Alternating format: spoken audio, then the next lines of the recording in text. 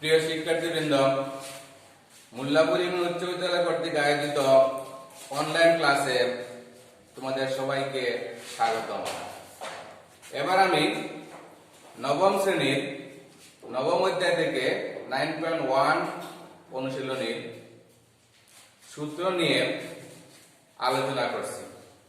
সূত্র রাখার কৌশলগুলো আয়ত্ত করতে পারলে তোমরা সহজেই গাণিতিক সমস্যা সমাধান করতে পারবে। এবার তোমরা বোর্ডের দিকে লক্ষ্য করে দেখো, আমি এখানে sin theta, cos theta, tan theta, cot theta, sec theta এবং cosec থিটা এই 6টি অবেদ লিখেছি। এই 6টি অবেদ থেকে আমরা কিভাবে সূত্র আনবো সেই টেকনিকগুলো আমি তোমাদেরকে শিখিয়ে দিচ্ছি। এবার লক্ষ্য করো, এখানে tan থিটা এবং cot থিটাকে আমরা যদি চয়েস করে নেই, এখান থেকে যদি আমরা লিখি tan থিটা ইকুয়ালস, সমাধানের নিয়মে কি আছে 1/cot থিটা। এই অংশ থেকে আমরা আরেকটি সূত্র আনতে পারবো আর গুণনের মাধ্যমে। this implies tan theta into cot theta equals 1। এটা একটি সূত্র। এখান থেকে আমরা আরেকটি সূত্র আনতে পারি। যেমন দেখো, যদি আমরা cot থিটাকে ধরে নেই তাহলে cot theta equals 1/tan theta লেখা যায়। তাহলে আমরা এখানে তিনটি সূত্র পেলাম। এমনি ভাবে যদি আমরা sin এর সাথে cosec নেই তাহলে আমরা আরো তিনটি সূত্র আনতে পারবো। যেমন দেখো, যদি আমরা লিখি sin থিটা ইনটু cosec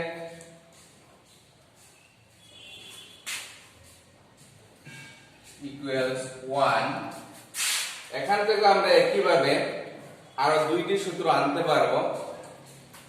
যেমন যদি লিখি সমাধানের নিয়মে sin theta equals 1/cosec theta. বুঝতে পেরেছো? তাহলে পরেরটা কি হবে, আমরা যদি আবার cosec থিটাকে ধরি বাম দিকে, cosec থিটা ইকুয়ালস কি আসে 1/sin থিটা। তাহলে আমরা আরো তিনটি সূত্র সহজে পেয়ে গেলাম। এবার আমরা যদি sec থিটা এবং cosec থিটাকে জুটি করি তাহলে এই জুটি থেকেও আমরা আরো তিনটি সূত্র সহজে আনতে পারবো। যেমন দেখো, cos theta into sec theta equals 1। এখান থেকে লেখা যায় আগের মতো cos theta equals কি আসবে, cos theta equals 1/sec theta। এমনি ভাবে আমরা আরেকটি সূত্র আনতে পারি এখান থেকে। যদি আমরা লিখি sec theta equals কি লেখা যায় 1/cos theta। আমরা সহজভাবে জুটি থেকে তিনটি করে 9টি সূত্র পেলাম। এবার রয়েছে আরো দুটি জিনিস, tan theta into cot theta শেষ, sec theta into cos theta শেষ, sin theta cosec theta শেষ। এবার আমরা যদি বর্গের সূত্র আনি, বর্গের সূত্র করতে হলেও আমরা আরো তিনটি সূত্র আনতে পারবো। sin square theta into sin square theta plus cos square theta বর্গের সূত্রের মাধ্যমে আমরা আরো দুইটি সূত্র আনতে পারবো। সূত্রগুলো হচ্ছে, এবার এসো বর্গের সূত্র আমরা কিভাবে আনবো। খুব সহজ টেকনিকের মাধ্যমে আমরা বর্গের সূত্র আনতে পারবো। তাহলে এসো আমরা দেখি কিভাবে আসে। ত্রিকোণমিতিতে তিনটি জুটি আছে, সেই জুটি হচ্ছে sin থিটা ইনটু বর্গের সূত্রে আনতে গেলে আমরা আগে দেখিয়েছি তিনটি জুটি sin theta into cosec theta equals 1। এখান থেকে আমরা আরো তিনটি সূত্র এনেছিলাম। এমনি ভাবে বর্গের সূত্র আনতে গেলেও জুটি রয়েছে, যে জুটির মধ্যে আমরা প্লাস চিহ্ন ব্যবহার করব। যেমন দেখো sin square theta plus cos square theta equals 1। এখান থেকে আমরা সমাধানের মাধ্যমে আরো দুইটি সূত্র পেতে পারি, যেগুলো গাণিতিক সমস্যা সমাধান করতে খুবই প্রয়োজন।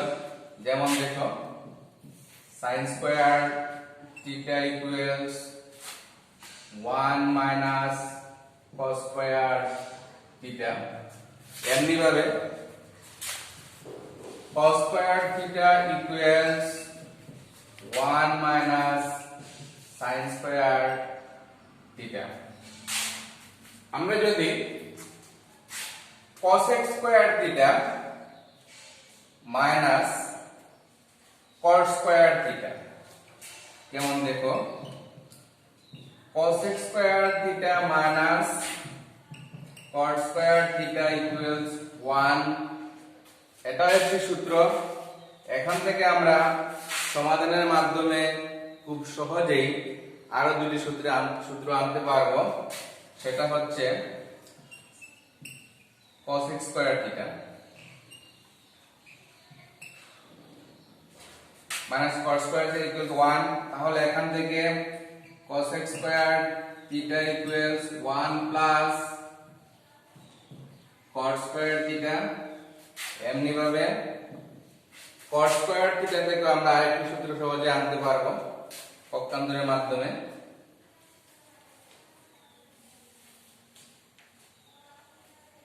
cosec square theta equal 1 plus cot square theta.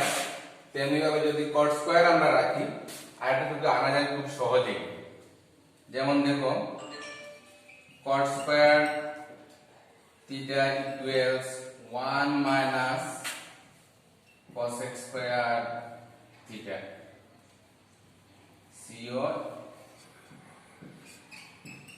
cosec square theta 3টা। এবার আমরা sec square theta minus tan square theta থেকে একটা সূত্র আনতে পারি।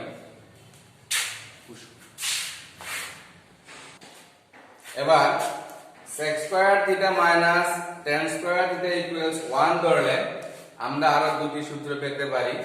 যেমন দেখো sec square theta minus tan square theta equals 1। এখান থেকে লেখা যায় sec square theta equals 1 plus tan square theta. এই সহজ সূত্রগুলো প্রয়োগ করে আমরা ত্রিকোণমিতি 9.1 এর সমস্যাগুলি খুব সহজেই সমাধান করতে পারবো। তোমরা সবাই বাসায় চর্চা করলে সূত্রগুলো আয়ত্তে আনতে পারবে এবং আমি আগামী ক্লাসে তোমাদেরকে দেখিয়ে দিব কিভাবে এই সূত্রগুলো প্রয়োগ করে গাণিতিক সমস্যা, বিশেষ করে ত্রিকোণমিতি 9.1 এর যে সমস্যাগুলি রয়েছে সেই সমস্যা সমাধান করা খুব সহজ পদ্ধতিতে সূত্র প্রয়োগ করতে পারবো। এবং তোমরা এই টেকনিক ফলো করলেই এই সূত্রগুলো সহজেই মনে রাখতে পারবে এবং গাণিতিক সমস্যা সমাধান করতে নির্দ্বিধায় সবাই পারবে বলে আমি দৃঢ়ভাবে বিশ্বাস করি। তোমাদের যদি কোনো প্রশ্ন থাকে তোমরা আমাকে ফেসবুকের মাধ্যমে অথবা ইউটিউব চ্যানেলে আমাদের ক্লাস দেওয়া থাকবে, তোমরা লাইক এবং কমেন্ট করে তোমাদের প্রশ্ন করতে পারবে। সবার শারীরিক সুস্থতা কামনা করে আজকের অনলাইন ক্লাস থেকে আমি বিদায় নিচ্ছি।